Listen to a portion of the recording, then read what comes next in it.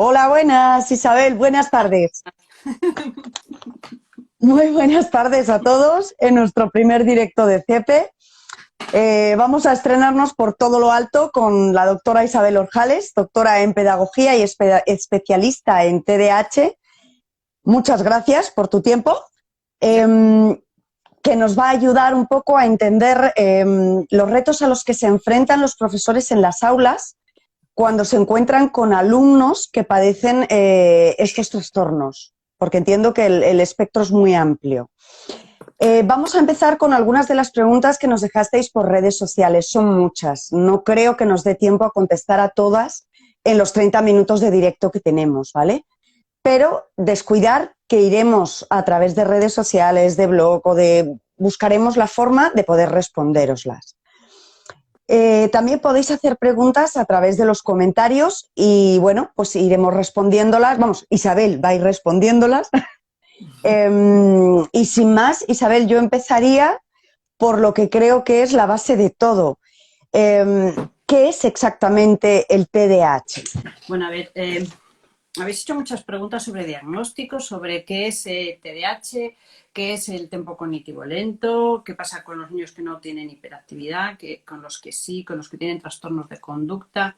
A ver, lo primero que hay que decir es que tenemos que distinguir entre los síntomas de desatención y de hiperactividad e impulsividad, que son síntomas, que pueden ser síntomas puntuales o síntomas de otro trastorno. Un niño con trastorno espectro autista puede tener hiperactividad motriz, suelen tenerla. Un niño deprimido puede tener déficit de atención. Un niño que pasa por una situación emocional puntual como la separación de los padres puede estar con el humor deprimido y puede tener desatención y puede estar irritable y dar problemas de conducta, ¿no? Luego hay estos síntomas cuando se consideran que son un trastorno y entonces se llama trastorno por déficit de atención con hiperactividad. Pues bien, para que un niño sea diagnosticado de déficit de atención con hiperactividad, sea solo inatento o sea hiperactivo o impulsivo o de ambos grupos de síntomas, tiene que el equipo que lo evalúe, que tiene que constatar que el niño cumple 5 criterios, según la Asociación Americana de Psiquiatría. El primero sería lo evidente, lo que vosotros sabéis, si tiene síntomas o no tiene síntomas, pero ¿en qué sentido? Síntomas con una intensidad por encima de lo esperado para su nivel de desarrollo, para la edad cronológica, para cómo lo has educado, algo que sea de una intensidad atípica.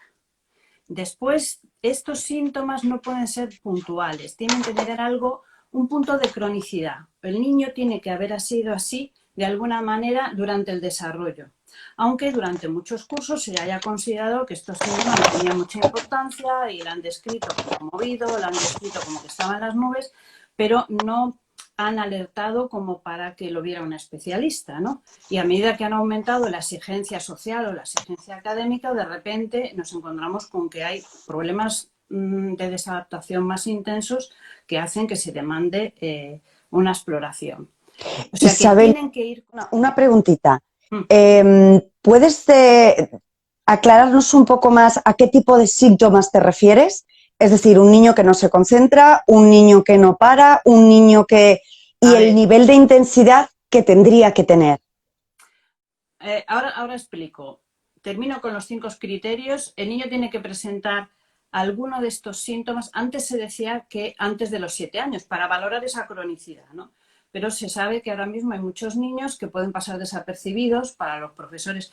No que no tengan síntomas, sino que el profesor considere que los síntomas son porque la familia está desestructurada o por otros motivos, ¿no? Y que por alguna razón nadie dé la señal de alerta hasta que pasa a secundaria. Entonces ahora se habla de que algunos de los síntomas tienen que estar presentes, algunos, no todos, antes de los 12 años.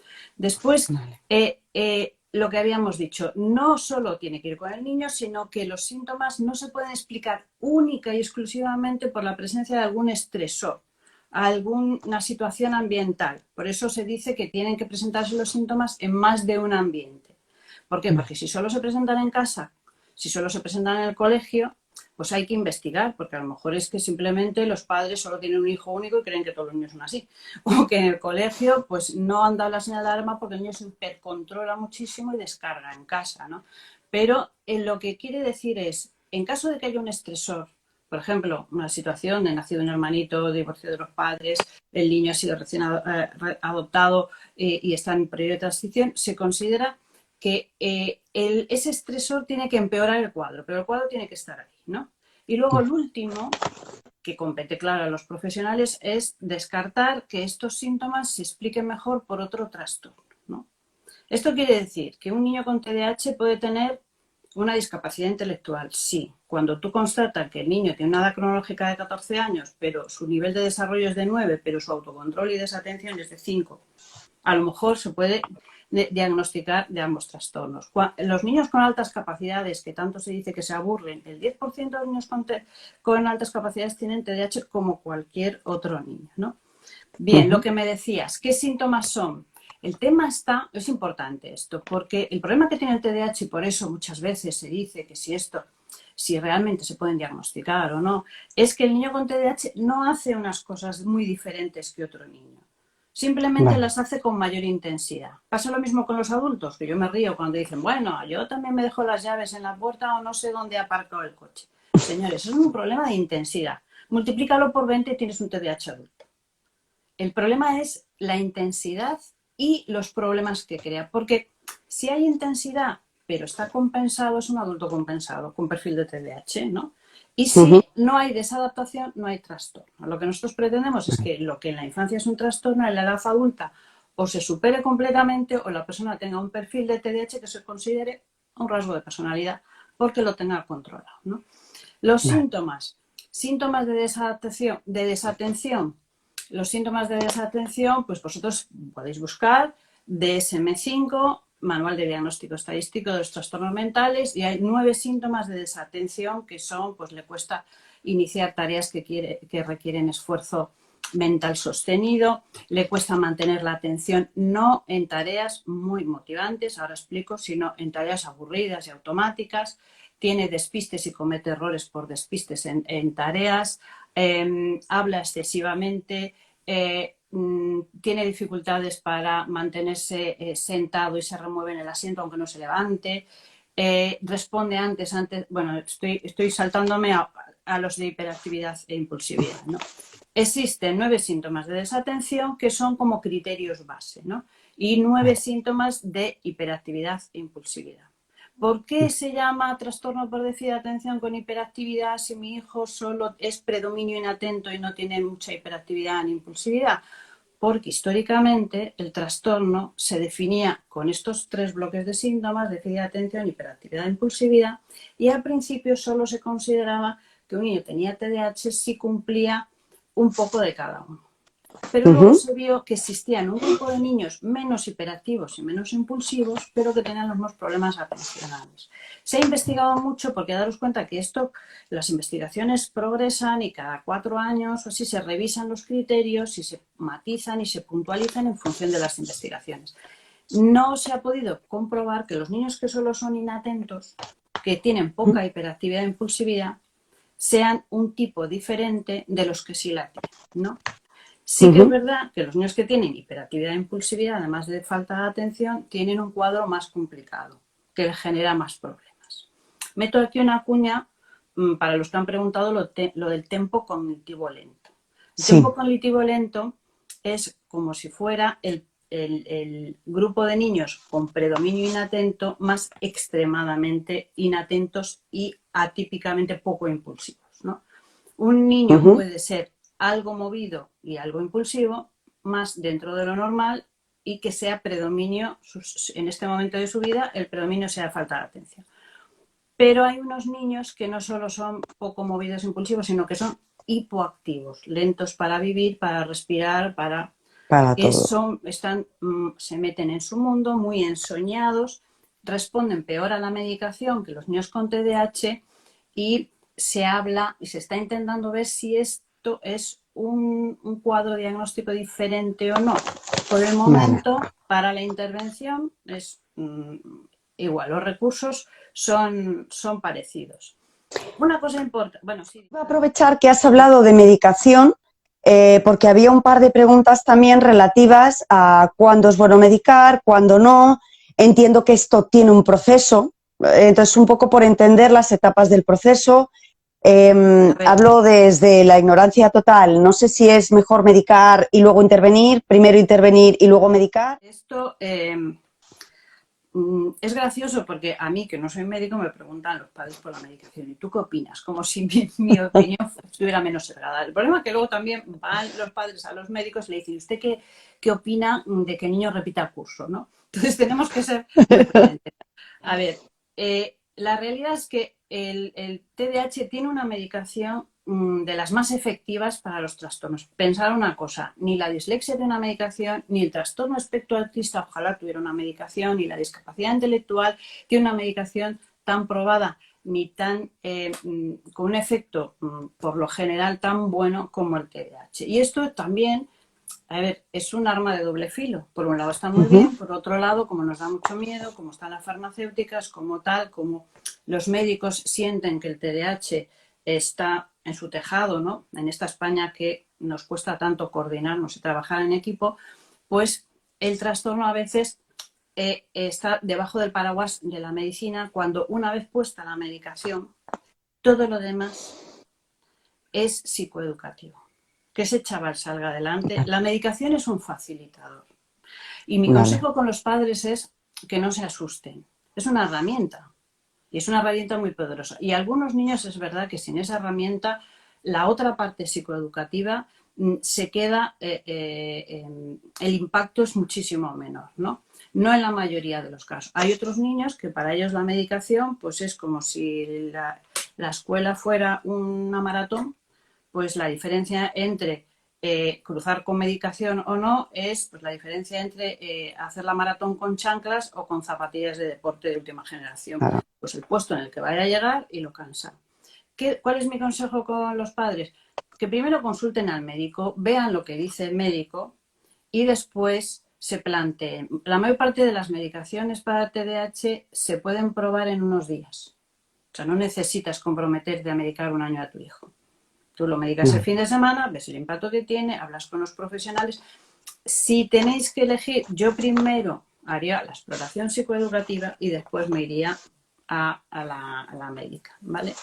Ujú. Una cosa importante que quería comentar yo para aclarar, porque el tema de los síntomas de desatención y el por qué estos niños lo tienen con más intensidad y si por qué estos niños, o sea, si todos los niños son desatentos a alguna medida, hiperactivo, impulso, ¿cómo se diagnostica? ¿Cómo se considera que esto es un trastorno, no?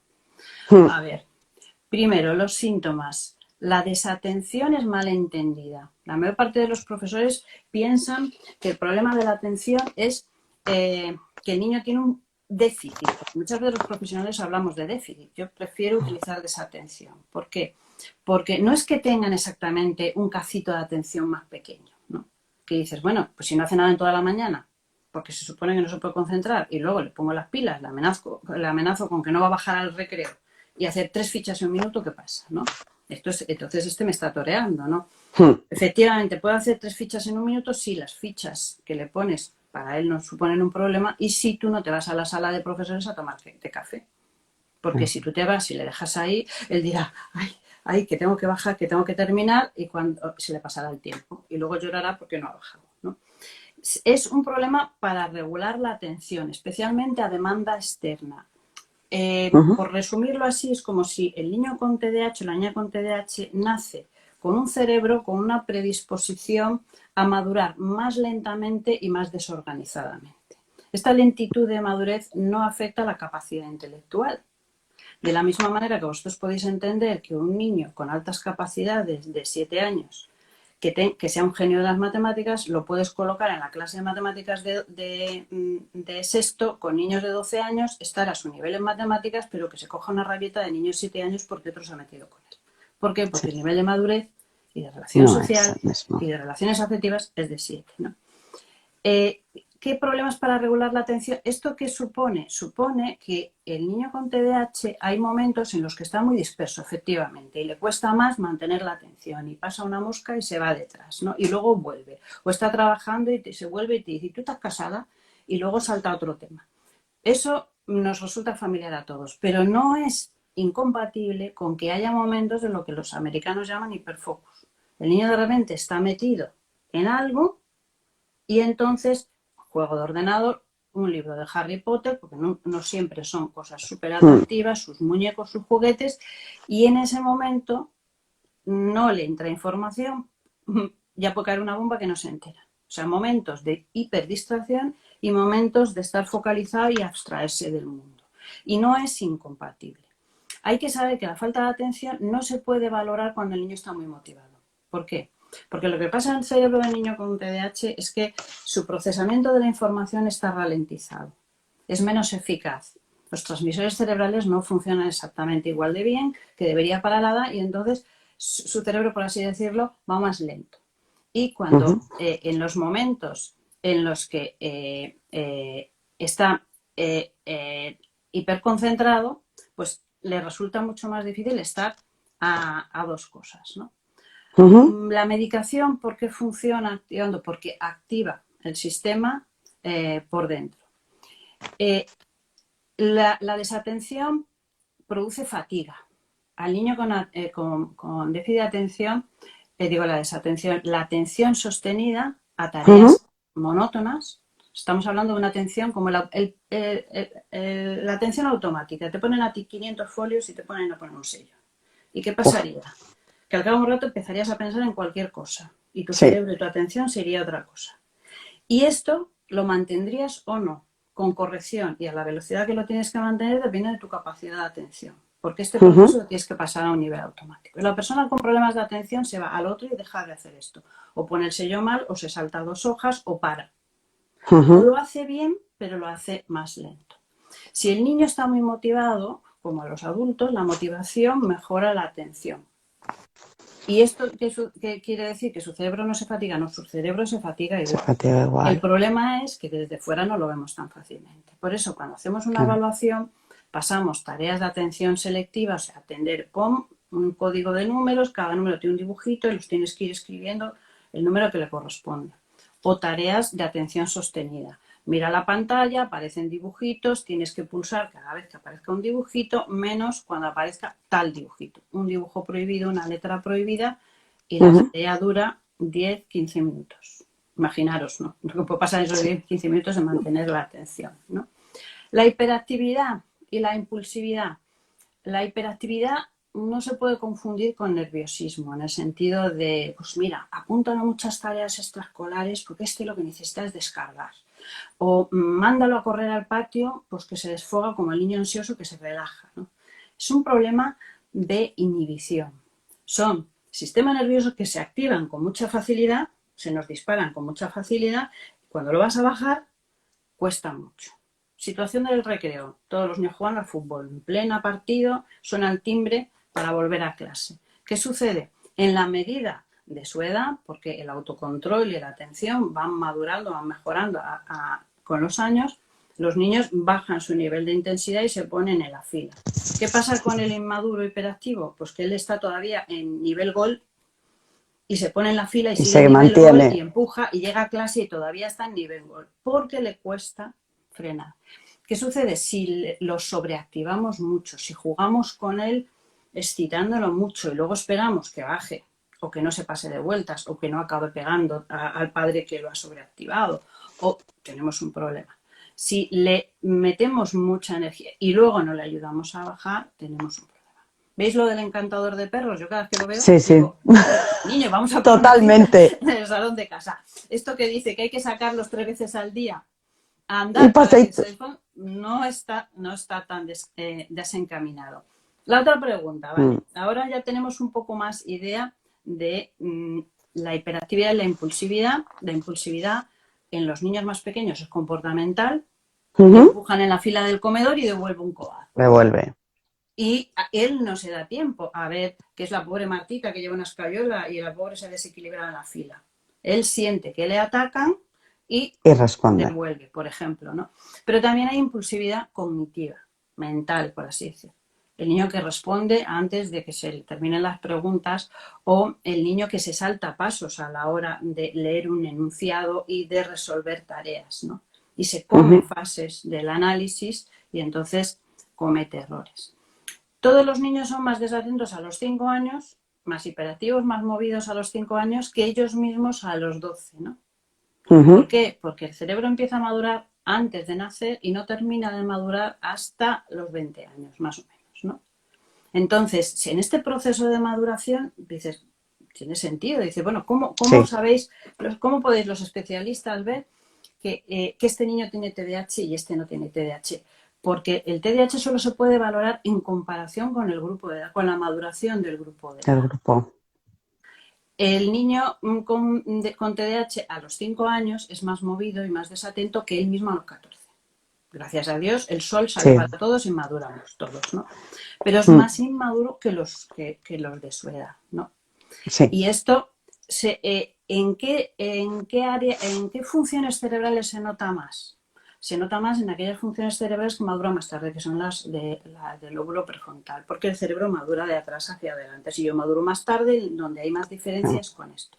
Por eso es importante la labor de los profesores, de informar de lo que ven en el aula. Ellos no tienen que diagnosticar, ellos no tienen que intuir así a bote pronto si este puede ser hiperactivo. ¿Cómo puedo saber yo si es hiperactivo? No, tú puedes saber si el tuyo se mueve más y no solo se mueve más porque se levanta, sino porque están los muy normativos que no se levantan así los maten, pero que acaban con todos los botones de la camisa, o que pintarrajean a esa, o que tienen el libro todo tal, o que se muerden las uñas hasta los nudillos, o que tú lo miras y dices, parece que no se mueve, pero está en un movimiento perpetuo, ¿no? El niño que se dispersa más. ¿Por qué vuestra opinión es importante? Porque tenéis las condiciones ideales. Porque tenéis a los niños toda la mañana haciendo tareas que requieren atención, autonomía, autocontrol, no solo simplemente atención, planificación. Y además de tenerlos ahí en situaciones de más exigencia, tenéis por lo menos a 20 niños de su edad haciendo lo mismo. Y tú Con lo cual sabes es si más fácil comparar. claro, a los padres les cuesta más. A veces es verdad que la percepción es más fina en los padres, depende, ¿no? Pero porque cuando es así suele ser porque el profesor atribuye lo que le pasa al niño a otra cosa, ¿no? Por ejemplo, las niñas más, o los niños muy modositos, ¿no? Pero las niñas que se esfuerzan mucho cuando les cuesta y tal, como los profesores ven que se esfuerzan mucho, los ayudan, pero tienen más la impresión de que cognitivamente son cortitas, ¿no? Y hay muchas sorpresas cuando se evalúa un TDAH. Hay más de uno y de dos que da puntuaciones de altas capacidades, pero claro, un TDAH con altas capacidades parece cualquier cosa menos de altas No capacidades. sé, claro. Cualquier cosa, ¿no? De hecho, ya a veces le digo a los padres, mira, no digas que tiene altas capacidades, nos nutriremos porque compensará mejor, porque si no ya no le van a entender nada. O sea, van a decir, pero bueno, Claro. ¿de qué va? Es importante decir lo que vemos. Si nosotros hacemos, me preguntáis de adaptaciones, hay muchos profesores que hacen adaptaciones. De adaptaciones, Isabel, hay una pregunta en la que nos decían un poco cómo enfocar, cómo le dices a un padre que su hijo tiene este trastorno, que lo puede tener, que debería llevarlo a un A ver, psicólogo, a un logopeda, a un mira, pedagogo. No. es muy importante, a ver, ser prudentes con las palabras porque no sabes lo que el padre entiende por TDAH, ni si entiende No. lo que tú, ni si entiende que tú solo estás viendo unos síntomas. Lo importante es, como en todos los niños, tú te entrevistas con los padres y lo primero que tienes que hacer es dar la foto positiva de su hijo. Tu hijo me gusta, porque es así, así, así, así. Tu hijo tiene estas dificultades y tratar de ser objetivos y con cariño. Tiene estas dificultades y a veces hace falta pues, que ellos vean cómo escriben los de su edad y cómo escribe él. Es muy, muy importante, mucho, que poder decir a un padre, estas son las dificultades, esto es lo que yo he hecho con él, he tomado esta medida, esta medida, esta medida, ha mejorado en esto, pero algo se me escapa. Y creo que necesito yo asesoramiento de un profesional que me diga. Pero tú crees que tiene TDAH, no sé qué, yo te puedo decir lo que veo. Yo veo que le cuesta más controlarse, yo le veo que tal, le pones ejemplos. Para los profesionales es muy importante, para nosotros que nos pongan ejemplos. Por ejemplo, una profesora, yo evalué a un niño que tiene una discapacidad auditiva, lleva implantes cocleares. A efectos prácticos parece que oye como cualquier niño, pero los niños que tienen implantes cocleares tienen una atención de menor calidad. Por ejemplo, tú en un restaurante estás hablando con alguien y puedes estar en segundos en tu conversación en la de al lado. Él no, él o está aquí o está aquí. Entonces, valorar los problemas de atención en un niño con una discapacidad auditiva es más complicado. Pero este niño, por familia, por herencia, porque el TDAH predominantemente es hereditario, o sea, un padre con síntomas de TDAH, sus hijos tienen el 50% de probabilidades de tener alguna variante, ¿no? Más moderada, más severa, tenía posibilidades, ¿no? A mí me aclaró mucho que la tutora me decía, una temporada que estaba en sexto de primaria muy revolucionado porque estaba intentando entrar en un grupo de unos niños más desafiantes y más problemáticos y él hacía más el payaso y se pasaba y se encaraba un poco con los profesores. La tutora me dijo, mira, está sacando los pies del tiesto, como otros de su clase, pero nosotros lo que vemos en él es que cuando saca los pies del tiesto y el profesor le dice no sé qué, y él se pone, y el profesor le dice, y él se pone, vemos que es que desbarra. No Y que para, cuando ¿no? Sin desbarra freno. no controla. O sea, nos damos cuenta que no es solo chulería y tal, es que patina y no se está dando cuenta de que está patinando. Percibía cierto punto de inmadurez en el control. Una cosa que les cuesta mucho a los adolescentes o preadolescentes con TDAH es callarse a tiempo. Ellos no perciben. Una situación muy frecuente. Habla todo el rato. La profesora lo tiene loco, porque muchos la hiperactividad, ya que no me deja levantarme, es Pues hablo. verborreicos. Pero ese día H, a las 10 de la mañana en clase de matemáticas, él no estaba hablando. Excuso decirte cómo le sienta a un niño que siempre es señalado con el dedo por las tantas cosas que hace, pequeñas cosas, Claro. muchas, que le digan, Jorge, por Dios, otra vez. Entonces él no dice, señora profesora, creo que su apreciación no es la correcta. No dice eso. Que lo No, justo, claro. es que eso es mentira, es que cuando el profesor le intenta callar, él intenta, porque es una injusticia tal que él intenta, y no se da cuenta. Otro niño sí se da cuenta de, bueno, hasta aquí puedo leer, ¿no? Pero ya me estoy metiendo en un follón. Él no. Él no. Él sigue. Al final acaba en coordinación y cuando tú llegas, lo sacas de clase y le dices, ¿qué ha pasado? Que tienes un aviso de expulsión. Su resumen es que yo no había hablado en clase. Claro. La escalada no la percibe. El En esos motivo es casos, por falta. En esos casos, ¿qué tiene que hacer el profesor? Saber lo que tiene entre manos. En caliente no se puede hablar con un TDAH. Delante de otros niños no puedes ponerte a discutir porque no puedes hacer excepciones tan fácilmente delante de la clase y él las necesita. Él necesita y si se pone, dices, luego hablamos, pero me vas a quitar el castigo, luego hablamos cuando tal. Y si se pone muy pesado, le dices, vete al baño, date una vuelta y luego hablamos. Y luego en privado, él ya se ha tranquilizado, él se desahoga, pues se siente tan injustamente tratado, tú le puedes decir, si él se calienta, se pasa, pero yo no te estoy faltando el respeto y le bajas, pero no necesitas ponerle un parte, un tal, no sé qué. Y además no corres el riesgo de que él se vea un poco, sobre todo en la adolescencia, jaleado por los demás, por yo estoy aquí encarándome, ¿no? Él no va a saber parar, si tú no identificas que él no sabe parar, se mete en un callejón sin salida, ¿no? ¿Qué más cosas podemos comentaros? A ver. teníamos varias preguntas también sobre La evaluación, ¿no? la evaluación. La evaluación y... Preocupa mucho el tema de los test, ¿no? De la detección y tal. La detección, en el caso de los profesores, primero, importantísimo, habéis visto que los criterios que yo he dicho, ninguno de esos criterios viene, además no viene especificado que los síntomas sean valorados con test. Tiene que tener tantos test de desatención que den negativo. No. ¿Por qué? Porque los test no son fiables. El test aporta algo de información, pero no debe de ser más importante que la que aporta el profesor con sus ejemplos, que la historia clínica con los padres. Aporta información, pero aporta información si lo sabes utilizar.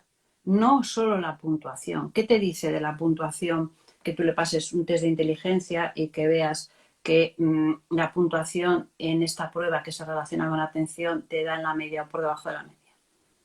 Si tú no sabes cómo el niño lo ha hecho.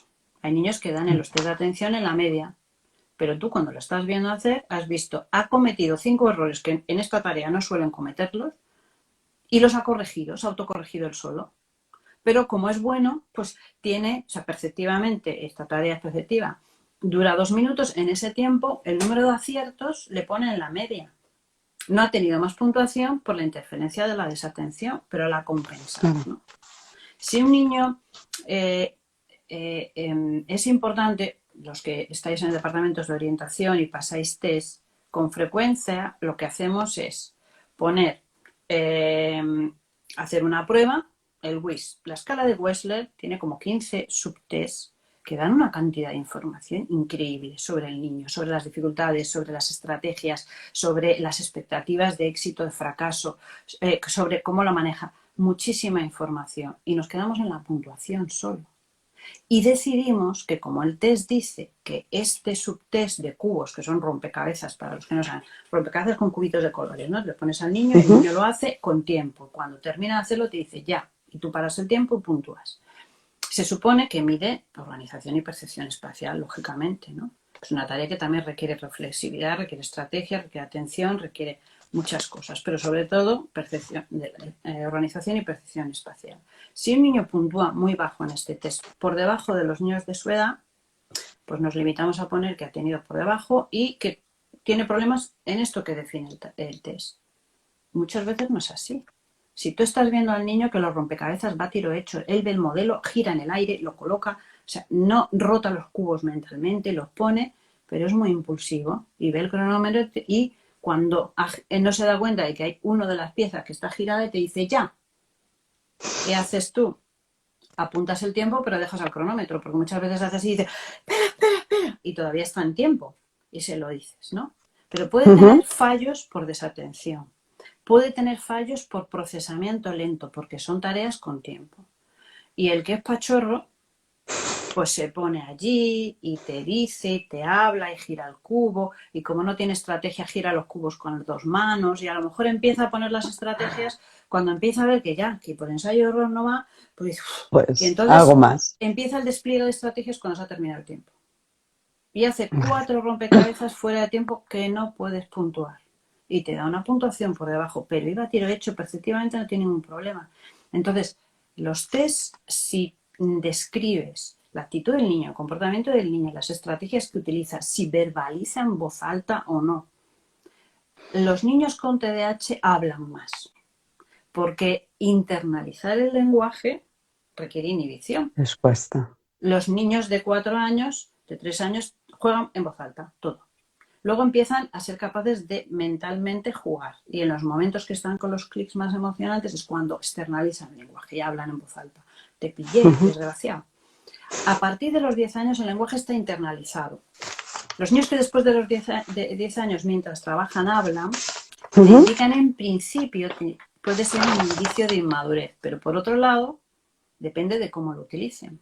Porque los adultos, ¿qué hacemos? Si nos compramos un aparato nuevo, ¿qué hacemos? Pues cogemos el manual y leemos en voz alta, repetimos la pregunta. Aquí dice, coge usted el cable audio in. Espera un momento, a ver, este no, a ver, el rojo, digo yo, ¿no? ¿De rojo? Vale, sí. Coincide. Te preguntas, lees, fraccionas la información, te guías a ver dónde había que ponerlo. ¿Por qué? Porque externalizamos el lenguaje para aislarnos de distractores y ordenarnos. Si un niño cuando trabaja en los rompecabezas, en las test, verbaliza estrategias dirigidas a la tarea, eso es bueno y eso hay que hacérselo saber porque a veces lo hacen intuitivamente y es una cosa que se entrena. Entrenamiento autoinstruccional, entrenamiento en darse autoinstrucciones para ordenar el pensamiento. ¿Qué es importante para la evaluación? Los orientadores que estáis en los centros disponéis de información de primera mano. Yo no me puedo ir al patio a hablar con los del patio y ver cómo el niño se controla o no. Una orientadora me enseñó a mí una estrategia muy buena, la comparto. Una orientadora del colegio de mi sobrina de Badajoz, fantástica, me dijo, yo voy a observar al niño en el aula y le digo al profesor, me explica una cosa como 20 minutos para ver cómo presta atención. Después le mandas a hacer una tarea de unos minutos y cuando están en mitad de la tarea rompes la atención y dices, ahora buscar en la página, cambias el foco a atención.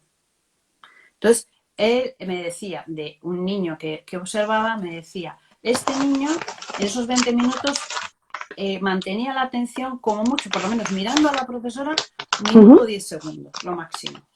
Que no quiere decir que no se esté enterando. Porque para sí, sino simplemente... Un TDAH entiende mejor si se puede mover. Si le dejas de pie, probablemente... no tenga ningún problema. Por eso a veces dicen, no, si yo le pregunto y no le pillo, porque se está enterando, digo, claro, pero no puede estar controlando el cuerpo y la atención. En todo momento. Después se pone a trabajar, se centra muy bien, pero cuando dan otra instrucción se pierde y no lo... Necesitamos saber si el niño tiene problemas de atención sostenida. Podemos pasarle un test de atención sostenida además, ¿no? Y no solo ver la puntuación que me da, sino tener una hojita y minuto a minuto, cronometras minuto a minuto, qué actitud tiene, en qué momento empieza a estar ya desesperado, porque los test de atención sostenida pueden durar 14 minutos. ¿Cuándo empieza a decir? ¿Cuándo se termina? ¿Cuándo se acaba? ¿Cuándo se empieza a mover? Aparte de lo que nos diga el test. Necesitamos test de atención selectiva en las escalas de Wechsler, la de inteligencia, hay las de velocidad de procesamiento que ya nos dan información, pero nos dan información si no esperamos que nos dé por debajo de su edad, si observamos cómo lo hace, ¿no? Y vemos qué otras cosas pueden estar influyendo en el rendimiento. Cualquier test nos da información, pero la información de la historia clínica, no la historia de cuando empezás a andar, eso también. Sino, como decía una madre, yo cerraba la puerta de la calle porque se me escapaba. Mi hijo era de los de echaba a correr en el parque y no volvía la cabeza atrás, ¿no?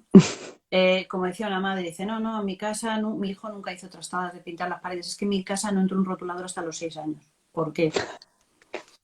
Porque te hubiera pintado la pared. Lo ponía en la televisión, lo ataba con la sillita y en esa media hora que duraba el programa de televisión, ella estaba atacada poniendo la cena en los años cuantos, porque si no, digo, hija, ¿qué pasaría después? Es que no lo sé, nunca lo supe, pero algo percibía de descontrol, ¿no? ¿Qué más cosas tenemos por ahí? Sobre materiales, ¿vale? Sobre cómo los utilizas tú, cómo los aplicarías tú. Entiendo que ya llevamos media hora de directo y este es un tema que entiendo que puede ser muy interesante, con lo cual te propongo, si te parece bien, que las personas que estén interesadas nos escriban un mail a redes sociales @editorialcepe.es y preparamos una clase específica, entiendo que de 1 hora, ¿no? Porque para que tú nos cuentes qué materiales utilizas y sobre todo cómo los utilizas. ¿Parece? Importante, porque, a ver, yo he intentado, porque de hecho yo la primera vez que fui a vuestra editorial fue gracioso porque yo iba a ver si publicaban unas fichas que a mí me parecían muy útiles, las de descifrar instrucciones escritas, sí, ¿no? Y entonces hablé con Antonio, el director entonces, y me dijo que él estaba interesado en un libro sobre TDAH, pero que a vosotros os gustaba pues editar cosas de profesionales que tenían una base teórica, pero que fuera muy aplicado, ¿no? Y por eso hicimos el de déficit de atención con hiperactividad, manual de padres y educadores, que salió un tocho muy gordo, que lo tenemos que actualizar en la parte de teoría, en la parte de práctica está muy bien, ¿no? Pero sí que es importante, y yo intento en los libros de fichas explicar cómo utilizarlos, porque esto es lo mismo que decir que un niño va a aprender a hacer problemas de matemáticas poniéndole 500. Pues si lo fríes con problemas de matemáticas, sino no es ponerle a hacer fichas, es enseñarle cómo abordar las fichas, cómo hacerlo. Lo importante son las estrategias que le tienes que enseñar. Claro, no siempre un padre o una madre puede tener la formación para saber cómo utilizarlos, ¿no? Claro. Y hay padres fantásticos y vamos, que se vuelcan. Que tienen media carrera ya hecha, ¿no? Porque saben, porque tienen intuición, porque tú le pones un ejemplo y saben triplicar y cuatriplicar el tipo de ejercicios que pueden hacer, ¿no? Pero es importante cómo utilizarlos y para qué y en qué momento, para no quemar los materiales antes de tiempo. Llegado a este punto, hemos cubierto la media hora. Muchísimas gracias, Isabel, por tu tiempo. Gracias a todos por estar aquí. Espero que haber aclarado algo y haberos dado algunos tips o ayudas, ¿no?, para poder implementar en las aulas. Adelantaros que el próximo directo vamos a hablar sobre miedos con María Docabo, que es especialista en kinesiología aplicada a la pedagogía práctica evolutiva. Ella nos va a explicar qué es esto, pero ella lo resume como, bueno, pues transformar el miedo en una palanca para el cambio, ¿vale? Y ayudar a padres y a educadores a la hora de detectar las causas del fracaso escolar. Isabel, muchísimas gracias. Y lo dicho, dejamos en pie las preguntas que nos quedan por contestar y esa clase sobre materiales y cómo los aplicas. Muy bien. Muchas gracias. A vosotros. Gracias a todos.